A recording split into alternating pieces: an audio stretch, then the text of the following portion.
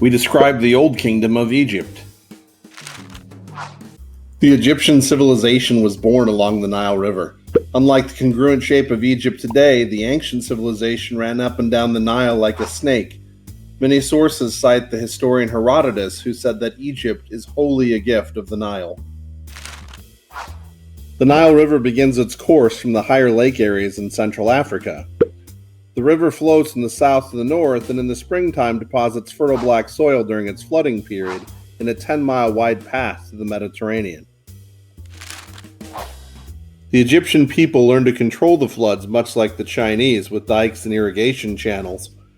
The Nile became the center of life and rituals and trade, while the desert on either side of Egypt offered early protections from invasions. The Nile also divided Egypt into two distinct regions, an upper region at the base of the first cataract or waterfall, and a lower region along the triangular delta where the Nile feeds the Mediterranean.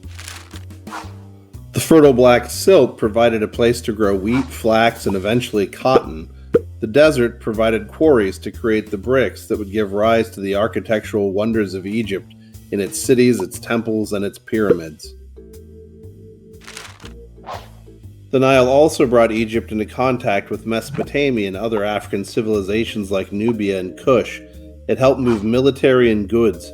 The reliance on the cycles of nature enforced the polytheistic faith and the divinity of their rulers. Unfortunately, very little detailed writing exists from this time period, except for what we have carved in extensive monuments and stelas about the rule of the pharaohs. What we do know is that at some point during the Neolithic Age, farmers began to settle along the Nile and gave birth to a similar creation story that we find in India, China, and Mesopotamia, which is the need for a structured government to control the rivers, record ideas, and determine the will of the deities. Eventually, out of lots of villages, two kingdoms developed. The upper was marked as the White Kingdom and the lower as the Red Kingdom. When Menes united the two in 3100 BCE, the two crowns were put together on the head of the pharaoh, becoming the symbol of dynastic power on earth, the pharaoh seen as a living god. Historians define this unification as the Old Kingdom, and it would last about 1,000 years until about 2181 BCE. The Old Kingdom is often known as the Age of the Pyramids, as it was the time period that built the recognizable tombs that still stand today.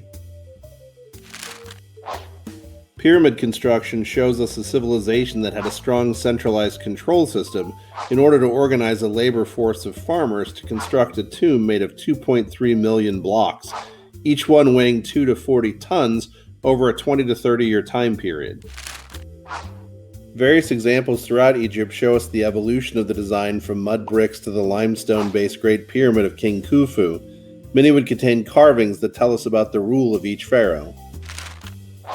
The pyramids also teach us about the strong belief of the Egyptians in an afterlife, as well as the social hierarchy a person played from life to death to eternity.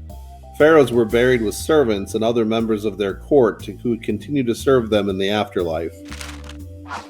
In life and death, pharaohs would surround themselves with ministers known as viziers who would oversee the functions of government.